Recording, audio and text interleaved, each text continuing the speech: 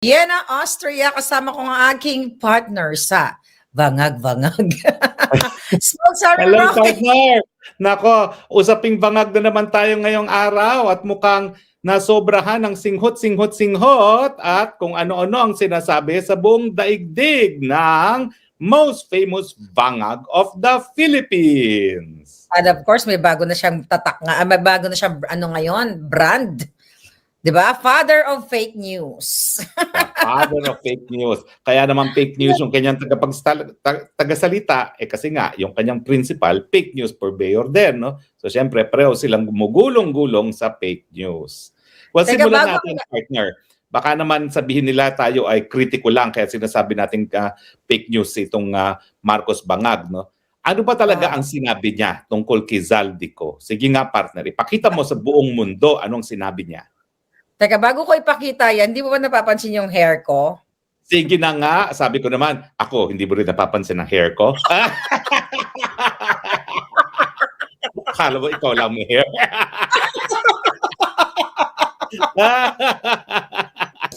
Pareho lang tayo ng sekreto. Hindi tayo pareho, dahil ako, hindi bargain basement.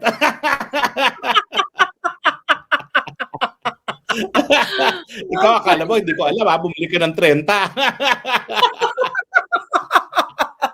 Kaya iba-ibang look ka. Pati si Inday Sara, nagsasabi, bagay ka, ha? Binuking mo na tuloy yung sekreto natin. Anyway, sige. Alam mo naman tayo, mahilig tayo sa mga bionic hair. Okay? Of course. Syempre, ayoko magpatalo sa'yo, kaya tinapatan kita. Anyway, balik na tayo sa... Ay, Mrs. Fox. Hoy, baka mamaya hindi na maniwala mga nanonood sa atin. Baka akalain nila comedy show na tayong dalawa, ha? Anyway, okay. Okay, dito po kasi nagsimula. Ito kasi si Bangag ang may kasalanan eh. Ayan. Nagsipasibuno. Sige. Ayan, folks. Anong masasabi mo dyan? Ikaw ang nag-flash, ako magbabasa. Bongbong Marcos. April, ano ba ito? Hindi ko mabasa. 16 at 6:42 a.m. Wow, ang time aga. ko yan eh. Sa time ko yan. Sa time nila, mga mag-alas 12 ng midnight. Okay. Ano yan? Obviously, meron na namang hit-hit, no? Hit-hit. Nahuli na si Zaldico. He is now detained in Prague after crossing into the Czech Republic without proper documentation and is currently in the custody of Czech authorities. We are in close coordination with the Czech government to ensure that all legal processes are followed, and to arrange for his return to the Philippines at the soonest possible time. We will keep the public informed as developments unfold. Okay. Una-una, bakit yan fake news? Well, una-una, hindi po siya nadetena. Ngayon, sumagot ang Czech police. Anong sabi ng Czech police? He was the subject of a law enforcement. Ano ba yung sabi nila? Sa Rappler, sumagot sila sa Rappler na ginamit na ni Bangag eh. He's the subject of law enforcement action. Walang sinabi na he was detained. Walang sinabi he was taken into custody. At syempre, walang sinabi he was arrested. Okay? Yes. Unang-una, galing na sa Czech authorities. Binigay dun sa Rappler. Okay? Yung Rappler at nag-exclusive sila, no, na he is the subject of a law enforcement, ano bang sabi? Law enforcement, hindi ka nabasa yung ng Rappler eh. Basta sabi ng Czech police, law enforcement action ata. He's the subject of law enforcement action. Walang detention at walang arrest, okay? At kaya nga sinabi kong fake news dahil ako, may personal akong pagkakaalam na hindi siya naka-detena. Ako din, di ba tinawagan ko? Okay? He is free as a bird. Okay? Hinahamon ko si Bongbong Marcos, aka Bangag. Sige nga, pakita nga ng record at saka larawan man lang ng mga rehas itong Zaldico. Folks, nandito na. Nakita ko na yung statement ng Rappler para mas maano natin. Mas mahimay natin. Okay, here we go. Wait a minute. Rappler. Okay, so batiin mo muna yung ating mga Kamusta Nanonood po sa'yo. kayo, mga kababayan all over the Philippines? Nasabihan nyo ba, mga mahal nyo sa buhay, eject boto na ang Bangag as president dahil palubog na ng palubog ang ating bayan at ngayon nakakahiya pa, presidente pa nagkakalat ng fake news. So Correct. please lang, magkaroon naman tayo ng kahihiyan bilang Yep, ayan. yan. A letter? Ay, Yan. basahin mo, Spokes.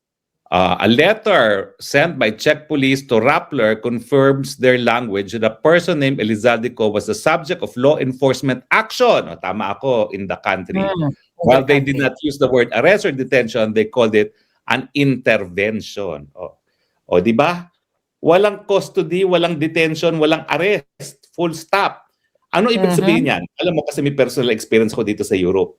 Naalala mo, partner, nung ako ay una nilang tangkaing padala dito sa Austria na ayaw ko dahil meron akong medical certificate na not fit to fly. So, nung tinanong ako ng piloto, do you want to take this flight? Sabi ko, no, I have 2 medical certificates saying that I'm not fit to fly. So, why would they force me to fly? So, pinababa ako. Nung pinababa ako, sabi nila, we will wait for the public prosecutor because hindi nila alam if they will charge me with anything. Kapag sila ay chinarge ako with something, then I will be arrested. But at that point, sinabi lang nila, let's wait for the public prosecutor. So ganyan ang proseso sa inquisitorial system na umiiral sa buong Europa, hindi lang sa Netherlands. No? So ang tingin ko nangyari dyan, yung legal intervention, pinaantay lang nila si Zaldico hanggang dumating ang public prosecutor na ganoon ang nangyari sa akin sa airport ng Amsterdam. At pagdating ng public prosecutor, that was when I was informed.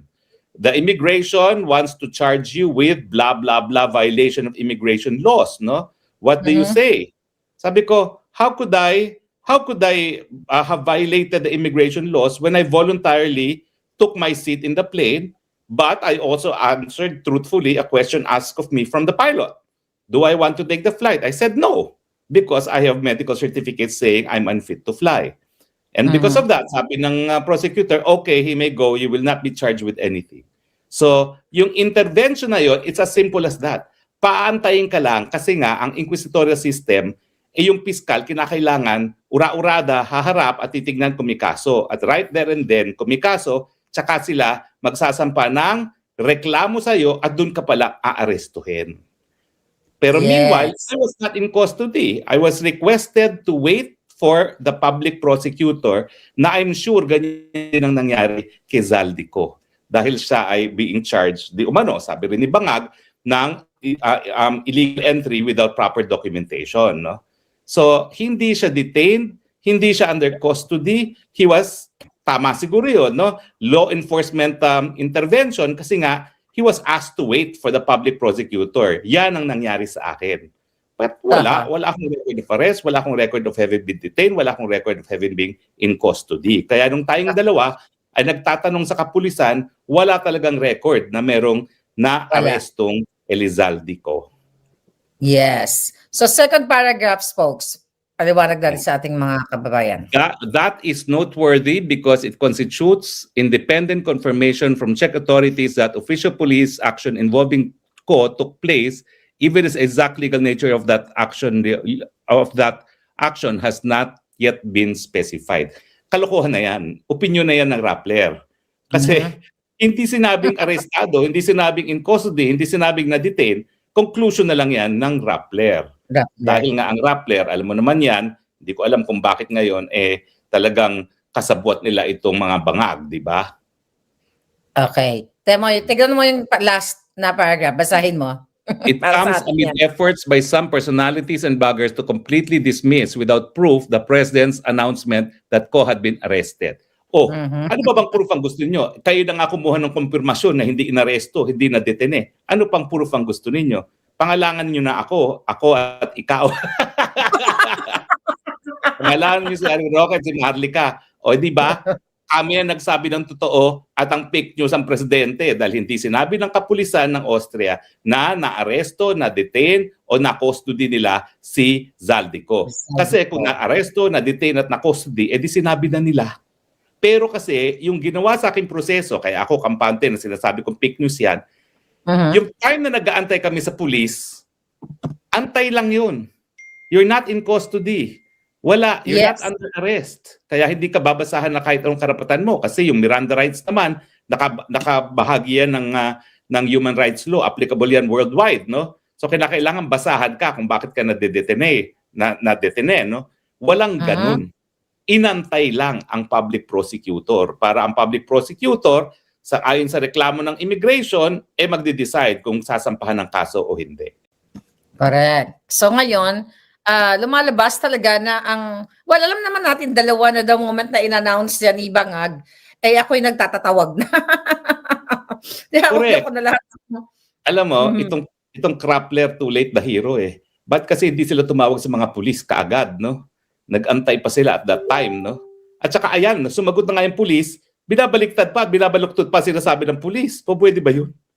Dapat the language of the police answer is controlling. Bakit sila nagbibigay ng ibang lengguwahe at ibang interpretasyon? Diba? Yes. So, Hindi folks, sinabing arestado, hindi sinabing detained, hindi sinabing under custody. So walang ganyan.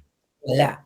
And also, nagsalta si Attorney Garbin, yung abogado ni Zaldico, na may nag-text daw sa kanya o nag-message sa kanya na malapit na kapamilya na tinanong niya kung kumusta si Zaldico, ang sabi niya, everything is fine. Well, I can confirm also na may personal knowledge ako na he is not detained, he is free as a bird, and everything that Bangag Jr. said is fake news. Kaya malakas ang loob ko na yung tao mismo na pinag-uusapan na nagsabi sa akin, everything is fake news. Everything is fake news. Sino yon? Di ba? Bangag, 1, 2, 3. Bangag, bangag, bangag. Bangag, bangag, bangag. Bangag, bangag, bangag. O, di ba? Anyway. So ngayon, sabi na meron pang next. Balikan natin yung unang statement ni Marcos. So ang sinasabi niya, naka-aresto, naka-custody itong si Zaldico, nahuli. Tapos, gumagawa ng hakbang ang gobyerno para maibalik siya. Ay, di ba? Yes. Teka, wait. Kasi hindi naman aresto, hindi naman na-detene. So, anong gagawin niyang mga hakbang para maibalik si Zaldico, no? Siguro, pwede siya mag-request, no, sa Czech government, pero dahil wala namang extradition treaty sa panig ng Pilipinas at ng Czech Republic, hindi siya pwedeng makahingi na ibalik dahil walang legal na basihan. Pwede yun siguro pagkakaibigan, no? Pero sa Europe kasi, meron silang European Convention on Human Rights, no? Na talaga nagbabawal na extradite ang isang tao kapag merong banta na siya ay matotorture o mapapatay dito sa Pilipinas. At si Zaldico naman, siguro naman alam na ng Czech authorities kung bakit controversial itong si Zaldico dahil ikaw, ako, at saka ang Krappler, tawag ng tawag sa kanila, alam na nila kung ano nangyayari, no? At malalaman na ng Czech authorities, ay, ito palang whistleblower laban sa presidente ng Pilipinas na corrupt yung presidente mismo. Pwede talagang mapatay ito. At I doubt, in the absence of an extradition treaty, napapansinin sila ng Czech government. At sa tingin ko nga, wala na po ngayon si Zaldico sa Czech Republic. Yeah. So, folks, kasi syempre yung mga tao, di ba, na nagtatanong sa atin, anong ebidensya ninyo na talagang hindi na-detain si Zaldi, di ba? Aside from that statement ng Rappler, para lang sa paulit-ulit na katanungan, ano bang alam ni Harry Roque? Bakit ang lakas ng loob niya na magsabi na talagang hindi na-detain si Zaldico like 100%? Hindi siya Well, ako'y tumawag sa Czech Immigration Police. Meron ding tumawag sa Brno Immigration Police. Negative, no? Ikaw naman, sa katumawag, kwento mo sa kanila. Well, lahat. Yung sinend ko sa'yo. Lahat ng detention, tinawagan ko lahat yon. Lahat ng detention. Actually, sa totoo niyan, ito pong si Maharlika, kaya ako talagang sabi ko, ba't ang mainstream media hindi ginagawa ito? Si Maharlika, pinadala pa sa ang mga lugar na posibleng naroon at nakadetain si Zaldico.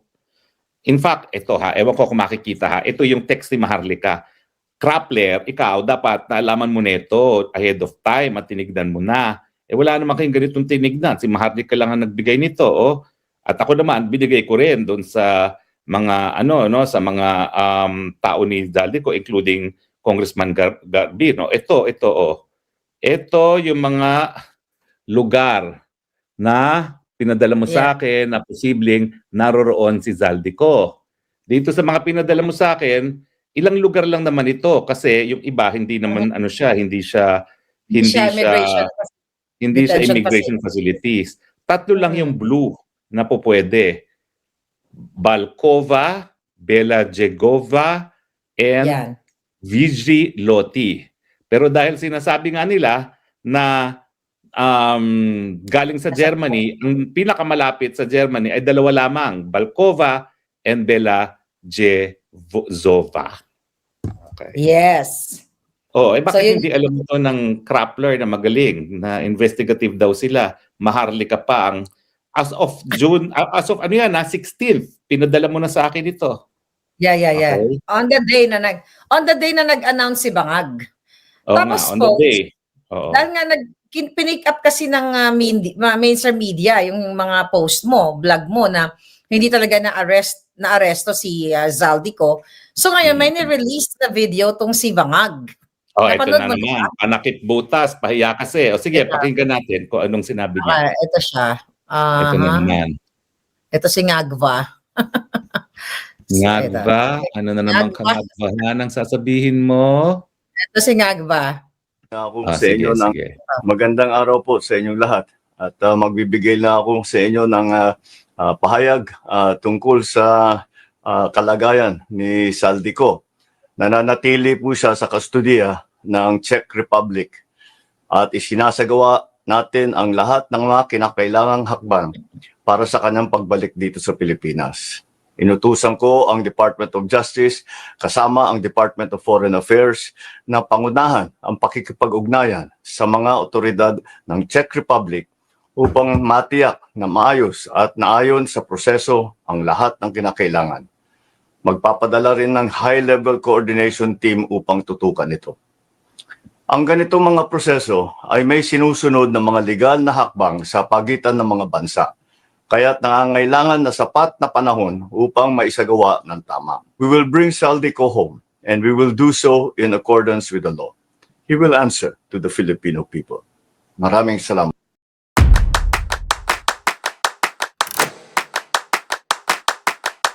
Okay. Kalokohan yan.